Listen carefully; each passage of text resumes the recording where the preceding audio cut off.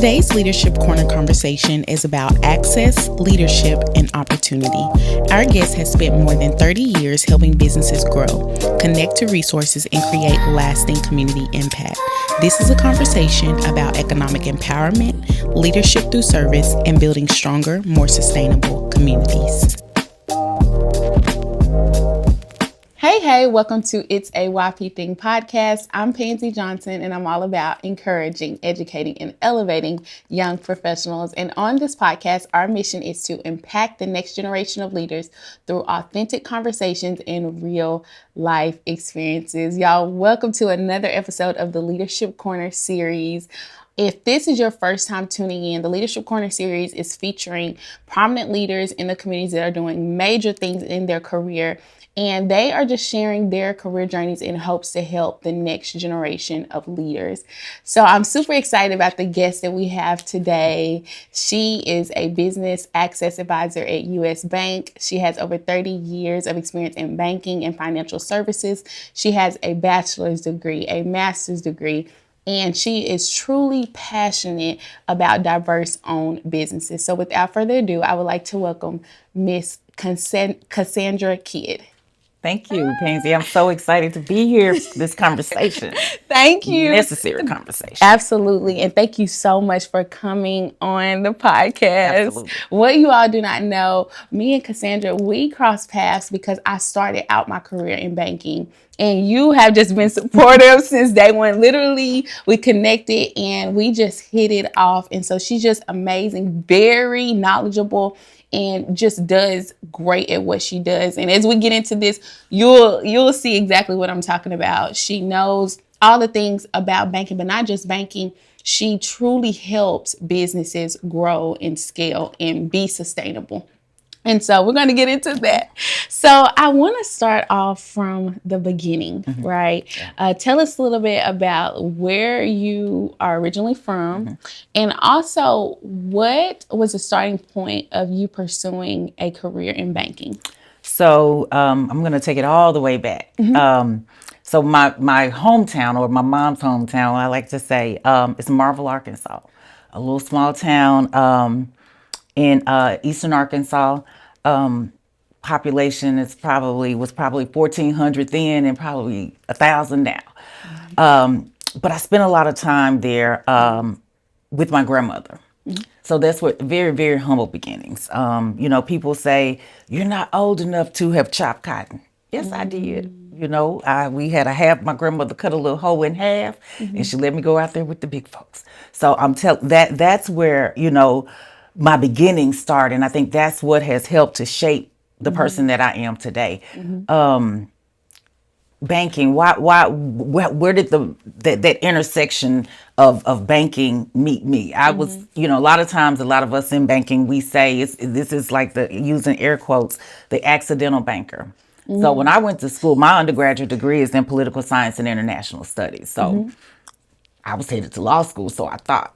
But while I was in college in Memphis, Tennessee. While I was in college, I started off as a part-time teller, which eventually turned into being a full-time teller. And then as the story goes, I was good at what I did, and it just, bills started happening. Life started doing what life does. And so hence the career in banking was formed and shaped while a part-time teller in college. Wow. I love that. Yep. And I like that you said accidental banker. Yep. I love that because I always say, I got my undergraduate degree in public relations and marketing, and I started my career in banking, and now I work in finance. And so people are always like, how did you? And I started out interning. Right. And so I just fell into it. Right. And it's one of those areas that, when you fall into something and you realize that you're really good at it and you like it, and then that relationship building. That's it. That is one of the things I think in banking that has really sustained and made me want to continue in banking is relationships. And again, going back to the humble beginnings, I think as you mentioned, I've been in banking over 30 years, 35 years. 29 of those years were really a people leader. So I was managing a great majority of the time in the banking industry. And those relationships that I developed, not necessarily with the customers, but also with the people whose lives that I was able to have a small part in shaping along the way as far as their career goes.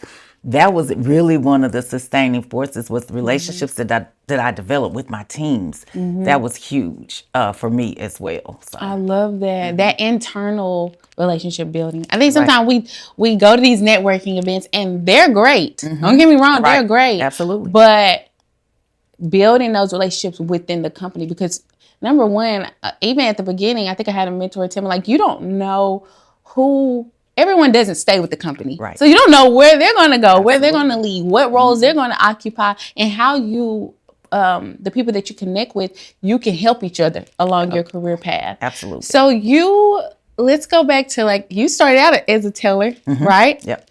And then over your career, you moved into branch management, and then now the business advisory role. How would you say each role prepared you for leadership? The thing with that, even as a teller, we like to say that a teller position is an entry level position. And I like to, if I was to characterize myself from the education standpoint, as a forever learner. So whatever role I was in, I always wanted to be the absolute best in that role. Right. And so I think, and it wasn't just me understanding and knowing my role as a teller or part-time teller. It was like watching the assistant manager or watching the ops specialist and kind of getting in their business and asking for, extra things to do, so that was like preparing me for that next step. And, same thing, going into the assistant manager role, again, I was patterning myself after those people who were in positions where I wanted to move up to. And I, asked questions, stayed inquisitive. If there's something popped up that I didn't understand, I was going to research it. I was going to figure it out. I didn't want, I had the nickname as the walking encyclopedia. If you wanted to know anything about anything, ask Cassandra, because even if she doesn't know, she's going to try to figure it out. Right. Let me get back to you. And that's how I would absorb. I created before, playbooks were even a thing, I would create my own playbook. I had my own binder where I was taking notes, and because I only wanted to ask that question one time. And then I would take my notes, and then I would go back and reference. And that's kind of how I was teaching myself for those next roles, for the next role. And then ultimately, coming into, the business access advisor role, I like to say that that's when purpose really did meet passion, because it gave me the opportunity to, one, be what we call an individual contributor, where I wasn't necessarily managing people anymore. But it also gave me the opportunity to share the knowledge that I had gained over the years with entrepreneurs who sometimes, may just have a dream and don't even know where to get started with that dream. Yes. Or may have sometimes been overlooked, may have sometimes been told no, but not a no. And now here's what's next. Now, but this is what you can do to get prepared for the next time or what have you. So this role has really, I think, taken everything that I've learned along the way and kind of neatly packaged it so that I'm able to confidently, with the knowledge and the confidence to be able to share what I've gained over the years. I love that. A lot of knowledge dropped there. The playbook. Yeah. The playbook. And that's even deeper. Not just like the playbook, like, what are you learning what I heard is in every role that you were in, there was something that you were learning that you were, it was something that you knew was going to be something you needed in your next role. Absolutely. I think sometimes it's okay to go through your roles, enjoy the role that you're in, but it's also important for you to be preparing for what's next. Even if you don't know. Absolutely. Even if you don't know. So I love that. Let's get into, like you say, you are in your business access advisor, and you said that's where you felt like you started to meet that purpose and actually really seeing the work that you do and the impact that it makes in businesses. And, and just like the different businesses that you work with. So I wanted to touch into, so a major part of your work focuses on supporting diverse owned businesses. Well, why is access to resources and capital so important for long-term community growth? That is, we know that, in thinking about entrepreneurship and thinking about small businesses, it's not, and it's not just the access to capital, it's also the knowledge with the capital that goes along with it. And that's one of the things that I love about the role is that, we have, 3 different pillars that we operate under. And one of those is that financial education. So that's where I think a lot of times, we talk about access to capital, but then what do we do when we get the access to capital? So it's having that foundation. So, and that's really what I think is even more important than the access to capital is the knowledge, the knowledge that comes along with having that capital. And we know cash is king. I mean, if a business is going to be, if you're going to grow, if you're going to scale, you have to have capital. Right. You have to have that. Right. And so, but again, I cannot say it enough. Where I think a lot of times businesses tend to fail is that, they may even have the money. They may even have like the personal credit cards, may have the, the funds to start a business, but are they going to be able to sustain the business? Right. And that's where that educational piece comes into play. So good. Having that financial education. And I think too, a lot of small business owners, like this is their first time being entrepreneurs. They don't have saying like they're a first generation entrepreneurs. So they also don't have anyone to go off on. They're trying to learn, but that important aspect of being educated on it. And then when I get this funding, how do I implement it where I can appropriately scale? Right. And the thing about it is, and even, now because, we're offering these resources to all businesses, as far as that goes. But a lot of times, working with the institution that I work in, there are different types. It's traditional banking, and then we have, CDFIs. We have other different types of organizations that offer access to capital. And there are a lot of times that the customer may just not fit in the box from a lending policy that my, institution offers, and going back to like the relationships that you build in the community. Yes. So I may be able to offer the information, the knowledge, but then I may have to partner with one of my community partners. I may have to do a warm handoff to say, hey, you may not be ready for access to capital under this umbrella, but this right here, we'll introduce you over here. You may, it may be a smaller amount, maybe a higher interest rate, but it'll get you going. But what's going to be beneficial to the entrepreneur is that they're not just going for the access to capital. They're going to leave me with some information and knowledge to go along with that capital. And then, 6 months, 12 months down the road, then we can revisit that conversation and see if we can get you a better rate, things like that. So again, the education is key. I love that. And it goes back to the relationship building. I feel like that's going to be a takeaway today. The relationship building, because those connections matter. They do. And I've heard like just throughout my career, even being a business owner myself, of you need to have a banker. You need to have a tax person. You need to have a legal person. You have to have a team. A team. And, but that starts with relationship building. Yep. Right. A trusted team. And that's relationships. It's not just about saying I have a CPA. It's not just about saying I have a banker. It's, knowing that you have people in your corner that are, number one, rooting for you. Number two, that are willing to grow with you, and meet you where you are. And again, that's one of the benefits of the role of business access advisor, is that I have the opportunity to literally meet a client where they are and then grow with them. Right, right. I love that. So, in your experience, what are some financial habits or practices every entrepreneur should prioritize early in their business journey? Number one, know your value. You absolutely need to know your value. As an entrepreneur, you have to always be teachable. You have to, find someone who's in the industry that you're wanting to be in and seek guidance from them, because again, I may be your banker, but I may not be a subject matter expert Right. in your particular industry. I'm gonna have enough knowledge to be dangerous, but I may not necessarily know everything. But somebody who has actually gone down that path has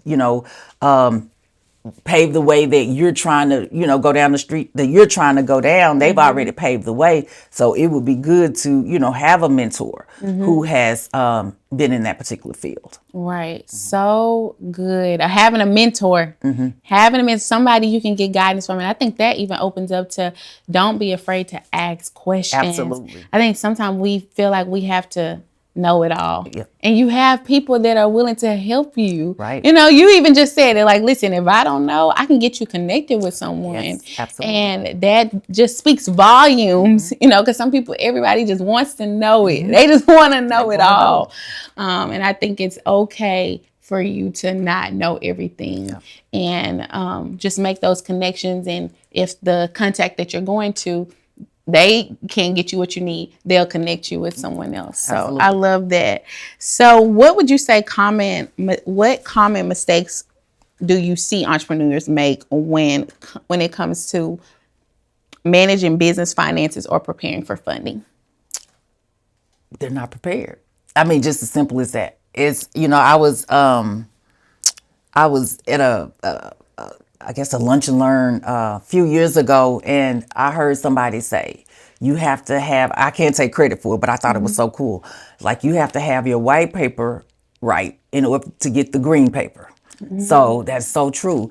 And again, knowing, what the bank is going to be looking for, knowing what that institution is going to, be looking for. So one of the biggest mistakes is that, not filing taxes properly, writing everything off on your taxes. Because again, if you're showing losses year after year after year, even though in the bank you may have plenty of money to satisfy a loan, to satisfy a debt, but if your tax returns are showing that you know 3 years in a row you're in the red, the bank is not going to think that you're going to be, even though your bank statement may show this, but on the tax returns it's showing this. So you have to make sure that you're keeping proper records, and a shoebox of receipts is not proper records. You have to invest in your business. It's like, well, I can't afford to do blah blah blah blah blah. Well, you can't afford not to do blah blah blah blah blah, because that part, that's getting that foundation, actually doing the work before the work begins. So setting that foundation, having a solid business plan, having, you may not be able to afford to have that whole team that we mentioned earlier, but that's where the mentor is going to come into play. So doing that pre-work, that prep work before you just jump in and start, seeking guidance and starting with, again, I say, a lot of times I was again at another small business seminar, and I heard somebody say, the first person you need to talk to before you start your business is an attorney. Well, you may not be able to afford an attorney off the bat. So I would say the first person is find you a really good banker to start with. Because sometimes we can give lists of, industry experts or what have you. So, and resources. Absolutely. I love that. Yeah, absolutely. I would say I talked to a banker first before, and yes, I was in banking, so that was given. But I 100% talked to a banker even before I even started my business. Talk to a banker first, and then even after that, and then eventually an attorney came. But yeah, when you don't have the money, no, and the thing about it is, you're just starting out.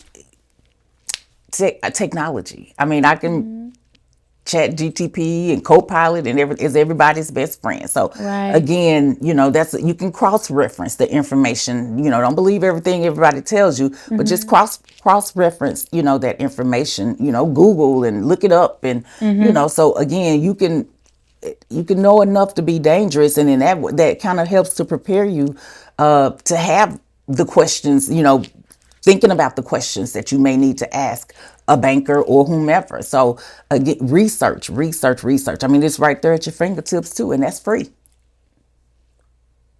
That right there was a mic drop. It's right at your fingertips and it's Free. free. It's free. Sometimes we think, no, it's good to go to have contacts. We've talked, you said it over and over. I know that's my takeaway. Relationship building is so vital, it's so important, but also use the tools that are out here because we have a lot of them. They always say, go to YouTube school, Yeah. and just research, research, Research. research, research. I love that. Thank you.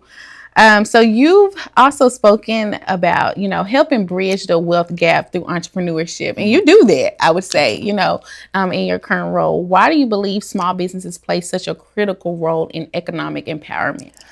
I mean, small business owners, I mean, that's the backbone of this country. At the end of the day, you're depending on yourself. I mean, I'm in corporate America, but my husband and I have also had our own business. There's a sense of freedom of having, having your own. Right. Are you gonna work harder? You're gonna work real hard, but there's a sense of freedom that comes along with entrepreneurship as well. If you have the staying power Right. to do so. I have a really good friend who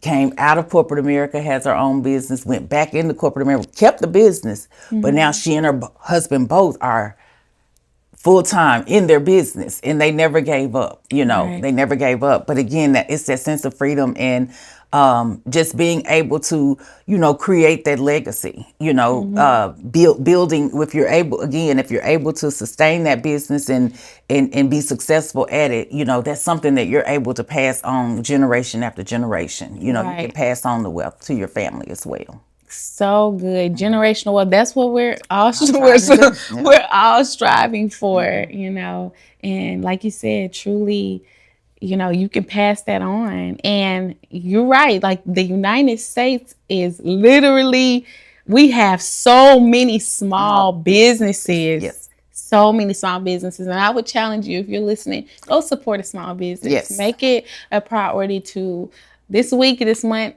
support a small business because we all need each other. Yeah. And so it's very important. And I want to, if I could, just real Yes. quickly, just plug this. I had the opportunity to visit the Beyond the Divide, Yes. and yes, it's yes. on the line on the 9 down there, historic West 9th Street. Yes. And I think that's a great opportunity, and that's going to be going on through Juneteenth through June 20th. A great opportunity just to check out, that cluster of entrepreneurs right down there in that area. Amazing. Yes, absolutely. So check it out, Beyond the Divide, right here in Little Rock, Arkansas. Another thing is there is a little shout out to Little Rock because I think there's a lot of events going on that is probably going to be coming, but also now there's a lot of events going on. I would say also connect with Central Arkansas Library. Yes. They now have a beautiful rooftop. If you have not went to one of their networking events, they're hosting like networking events. And I'm sure they're going to have some more throughout the summer. And like you mentioned, Juneteenth. So check it out. CALS, that's the acronym CALS. But check them out because they have a lot of events as well. Yes. So that's so awesome. I love it. This is so good. This is so good. So I want to kind of segue too into, you talked about relationship building. We talked about, generational wealth, just making those connections throughout your career. But let's get into community. Okay. Community impact. And you do that. And you have served in the community. I've seen it firsthand. And so my question is, what does meaningful community impact look like to you in the banking industry? it's not just about the 9 to 5. I love working for an organization that actually will pay you to volunteer. You get paid to go volunteer. But, once I've used up all of my volunteer paid time or what Right. have you, I'm still volunteering. And what that impact looks like to me is, being seen, not just to be seen.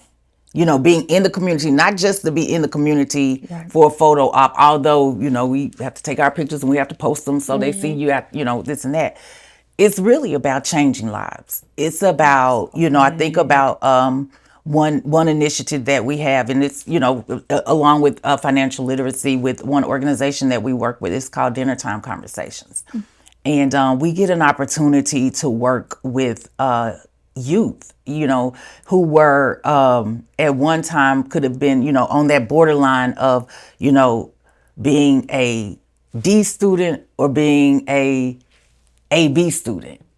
And they could have gone either way. This organization, takes them and just basically helps shape, them. They start the program typically in 8th grade, and then take them all the way up to seniors. And once they've completed, they then are, have in-state scholarships, here in So Arkansas. So good. we get to come in, on a quarterly basis and have these dinner time conversations where we are having conversations that some of them may or may not be able to have at home. So we're not doing PowerPoints. And I'm using this as a specific example.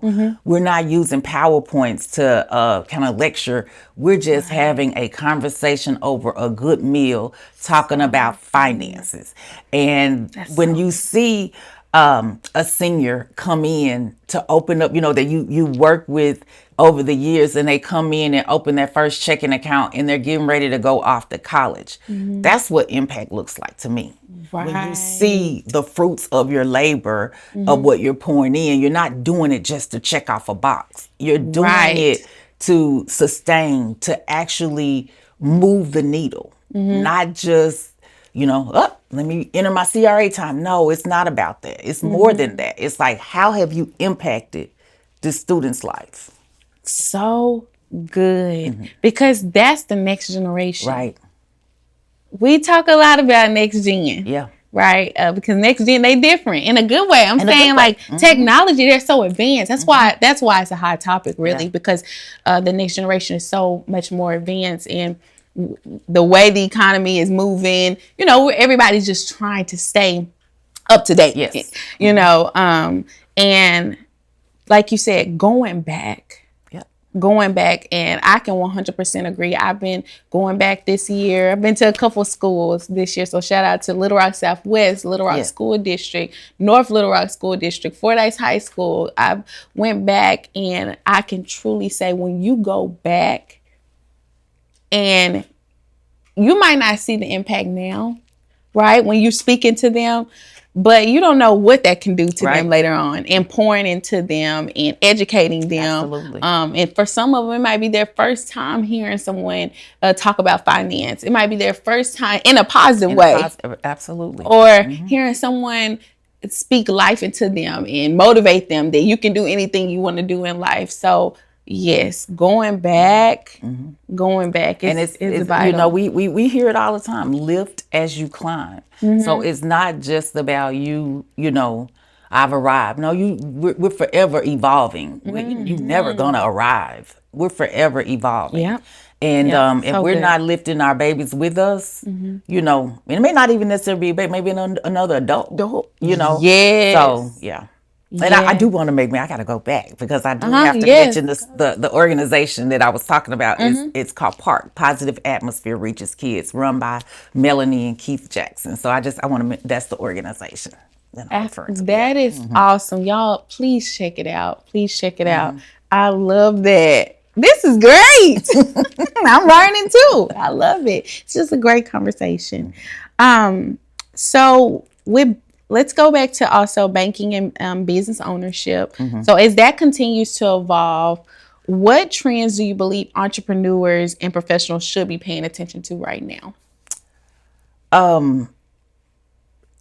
You pay attention to, and we're definitely not won't get, political or anything of that nature, but you definitely need to pay attention to what's going on around you. You can't be siloed. You have to be, and it's not, and again, it's you have to know, what are laws, what different laws that are being passed that are going to affect your business. Again, because Right. that's really, really important. Right.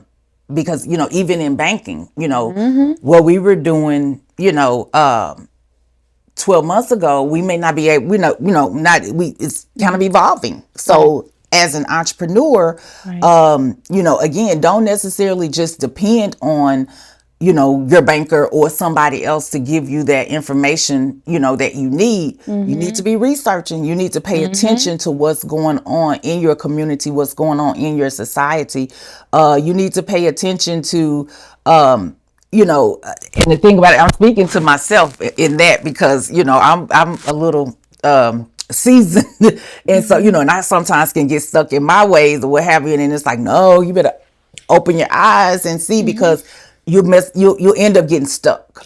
You'll get stuck, Right. and you don't Right. want to get stuck, because you Right. have to pay attention to, the trends. You have to pay attention to what are people looking at? What are they liking right now? And so it's covering a lot of different things. So I would say, the political landscape that's going on, definitely within your local community, and then pay attention to, your customers. You need to, if you are in the service industry, that's one of the things, again, that from the banking standpoint, I know I'm jumping here, but customer service, you need that's key. That's key. If you want to stay in business, if you're in the service industry, that's what it's called, service industry. You have to pay attention to your clients as well. So good. So good. 100%. Because there are a lot of laws being passed that affect all of us. Yeah. It affects all of us. So we just always want to be in the know. Yes. Be in the know. Don't be so,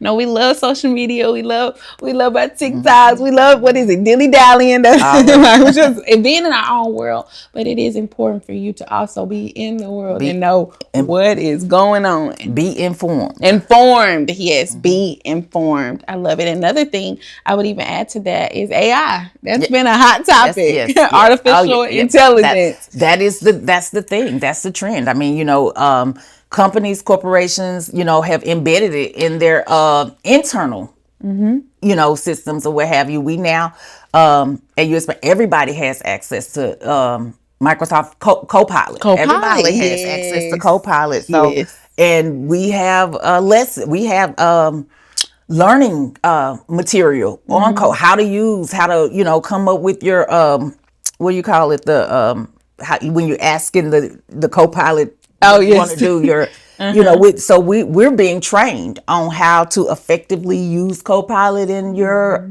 annual evaluation. How to all of the things that come along with AI and those artificial intelligence generated type things. I mean, Right. we're not running away from it. It's like we're totally embracing it. So I'm Right. glad you brought that up. Right, absolutely, because it's not going anywhere. Nope. At one point we were like, is this? Now I think it's like you either jump on or you get left I'm gonna behind. tell you about, I guess, 2.5, maybe 3 years ago, when it was like kind of this, like, what is, and I was like, that's cheating. That's cheating. You can't use it. That's cheating. And now it's like, and then I even talked to a friend of mine, and I'm like, well, I be typing, I'm typing this stuff in here. She was like, type. You just speak it. Just tell it what you Yeah, want to. now I you was can like, just speak and talk to it. busy, okay. Right. It's like, you wasted time. I was like, And that's what it's all about too, is the fact that it is supposed to be, more efficient yes. and save you that time so you can put that time and energy into something else. So there's benefits there. And again, the biggest thing, what we're saying is make sure you're in the know. That's what I'm hearing. In the know, you're informed, you're educated, you know what's going on, and just stay up to date on technology, because it is moving really fast. Rapidly. And that's what the next gen is all about, technology. So you just stay up to date with that.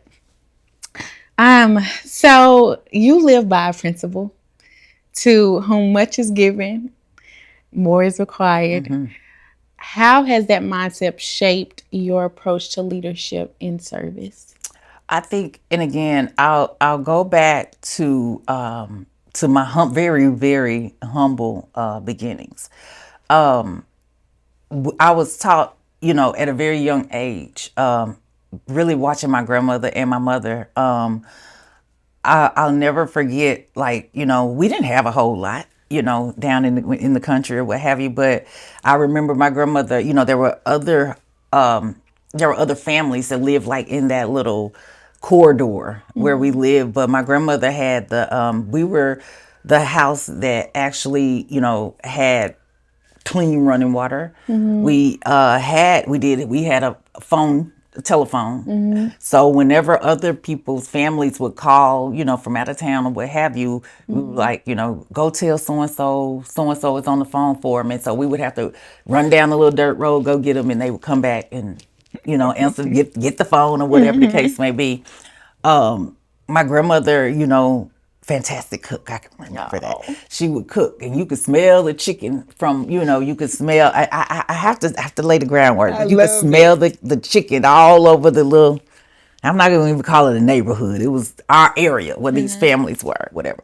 And they would come, like kids, like it was like would come out the woodworks, running, to our house. And my cousins, my older cousins, because I was the youngest, but my older cousins would be like, one in particular. We don't have enough food for all these people, blah, blah, blah. And my grandmother would be like, well, give them half of what you have. So you could never ever turn your back on anybody. We had to share no matter what. So, and that has always stuck with me. So if I have and I'm able to do, then I'm going to share. And I believe that, I'm a woman of faith, and I believe that, the things that I have don't belong to me anyway. They belong to, they belong to somebody else. And so who am I not to give back? Who am I not to lend a hand? Who am I? So and I draw a lot of that comes again from the example of my mother and my grandmother and my faith. I love it. It makes you self-examine. Absolutely. Look at yourself. Why are you doing stuff? It almost goes back to we were talking about being involved, being in the communities. What is your why behind it, right? Are you there, like you said, like for a photo op, or are you there truly to be an impact? Right. Because it's not sustaining. If it's not coming from the heart, it's not sustaining. Right. And that's another thing, in my journey, is like having that, keeping that level of authenticity. And I don't like to, and sometimes I'm told you talk too much. You tell everything. You don't have everybody don't have to know that ain't your area, whatever the case may be. But it's like Yes. Man, it's about it is what it is. Right. You know what I'm saying? So I'm trying just to put on. that Not trying to put on. Not Don't at all. even feel the need to. I don't have to. I don't have to. I mean, yeah. Exactly. And that goes with because you know who you are. When you do know who you are at the root, you're not, things that probably would bother other people or other people worry about. Yeah. You don't really worry about that. I'm not gonna say I've always been there, Right, but I'm saying it is such a freeing feeling. Yes. It is so freeing. It's like, I mean, it is what it is. And when you know that, you've told the truth, you've been authentic in your walk, Yes. nobody can touch that. Right. And it's not even it's not arrogant at all. It's just having a peace within. And there's nothing like it. I love that 100%. Yeah. And what is our mission? Authentic conversations Yep. and real life experiences. That authenticity, it sets you apart. It sets you apart. And that kind of segue into being in a male-dominated industry, right? And having that authenticity and being in this, this mindset of just where you are now. Like you said, it 100% is freeing when you know who you are. How how has that experience been? And what advice would you give to women that are also working in male dominated industries and how they can show up and be their authentic selves and make an impact? Yeah, I mean, and that's the thing. This is what I've learned over time is that, you know, some of my, I guess, best managers have been men. You know, and again, I think it goes back to being grounded and knowing who you are. You know, I've never really, I guess, had because of where I am, you know, in my position or what have you. You know, I've not necessarily on the executive, you know, in the executive seat, so it may look a little bit different. So being like, you know, in my my past roles and my current role, I never really had a challenge with that, with one exception, in managing, you know, in having to manage a male, one guy. And I think in that instance, I think he thought that, you know, I know as much as she does, and you know, if she can have this position, I can have. I should, you know. And every time you know, a management role came up, they were always applying, and they would always get the feelings hurt. And I kept trying. I'm like, I'm trying to coach you. I'm trying to, you know, show you the way. Right. But he was wanting to leapfrog all of all of the things, all of the steps in between, and I'm, you know, development plan. I'm like, if you don't follow this development plan, you will forever be in the role that you're in. You know, because I'm not gonna. Because the thing about it is, not that I would keep you away from that, but because you didn't respect my role, do you really think I'm going to recommend you for the next step? So as long as you work with me, you got to follow these, you know. So I didn't bend, I didn't budge. I stayed the course, you know, and that was probably one of the more challenging management situations that I was in having to manage, you know, a male who didn't necessarily respect my role and my position. Right. And what I'm hearing too is be teachable. Yes. Right, be teachable. It's okay to have ambition. And I feel like I can say even for myself, I'm very ambitious, but I know for a fact I'm teachable. Yeah. And take that feedback, whether it's good or whether it's something you didn't necessarily want to hear. Take that feedback and see how you can grow and learn from it and be better, because there's something we can always learn and grow. And like you said, every level is preparing you for the next, whether you realize it or not. It really is. Right. It really is. This made me think about something, and it's kind of like a slight turn, but I can remember I was a branch manager in Memphis, Tennessee, and my manager, she was female, female manager. And when you said be teachable, this teaching moment that she gave me is something that has stuck with me, and it made me think about it, because this morning I was running a few minutes late this morning, so authentic conversations, right? Okay. Right. So I'll never forget, and her voice was ringing in my head. I said, I got to the meeting late. And what happened is I got halfway to the meeting and realized, I looked like, where's my purse? Oh, I left my purse at home. So I had to turn around and go back and get my purse. And I told her, you know, she was like, why were you late? You know, she didn't do it in front of everybody. She waited till after me. She said, why were you late to my meeting? I said, Beverly, I left my purse at home. And she was like, well, the next time you're getting prepared for my meeting, you may want to leave your purse in your car. I was like, I said, okay. But that sticks in my head. Like, just tardiness is so, like, I don't know what made me think about that. I think this morning, but being teachable. And that teachable moment has stuck with me. And that's been, over 30 some years. Over 30 years, yeah. Yes. It's always something that you can learn. And then you don't know when it's going to come up. Because it's been things that I've been told and I've been advised on. And at the time, I was like, I don't agree. I don't agree. But later on, I was like, oh, I understand. Yes. I understand. they were trying to get me ready for the next Yes. level. And no, I couldn't see it in that moment, but I see it now, and I'm a beast. I'm Love a it. beast because Love of it. it. So always, yeah, be teachable. And whether you like it or not, take their feedback and see if there is something that you can learn from it, and always be willing to grow. So I love that. Oh my gosh, this is such a good conversation. Such a good conversation. Um, what advice would you give to women striving to grow into executive or leadership roles within corporate America? Because you've done it. Yeah, You've done it.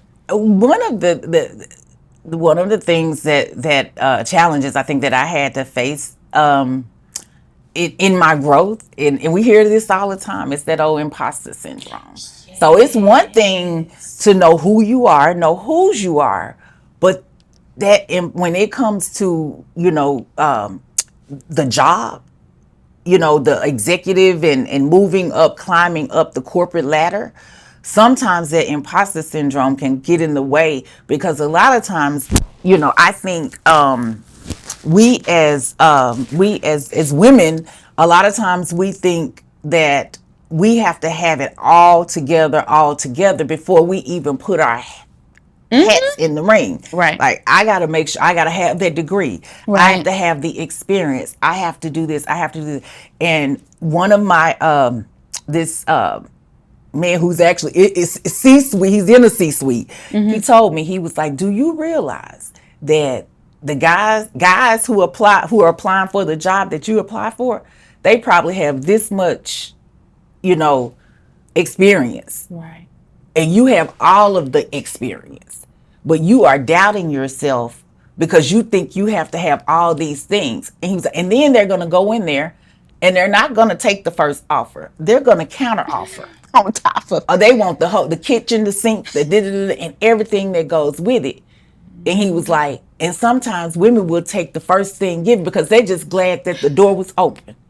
No, and going back to what I said at the very beginning, you have to know your value. That's not just for entrepreneurs, but that's also for us as women. right. And I think Right. that's been the thing for me. It's like, stop thinking that you have to have it all together, all together. Right. Sometimes it's a Right. learn as you go type situation.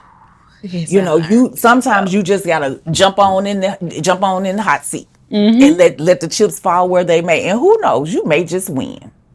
That's it. Who knows? You may just win. Yes. I just was talking to somebody and I was like, I'm learning as I go.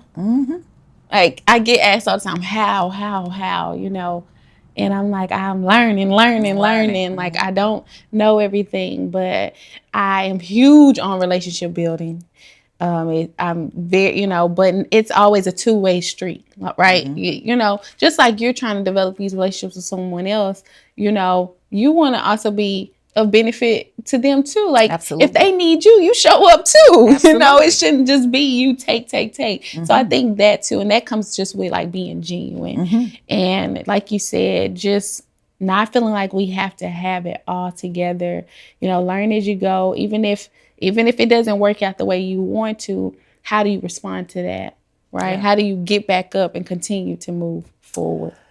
It's I mean, and that can be a challenge because I've faced some challenging times in my career, along the way.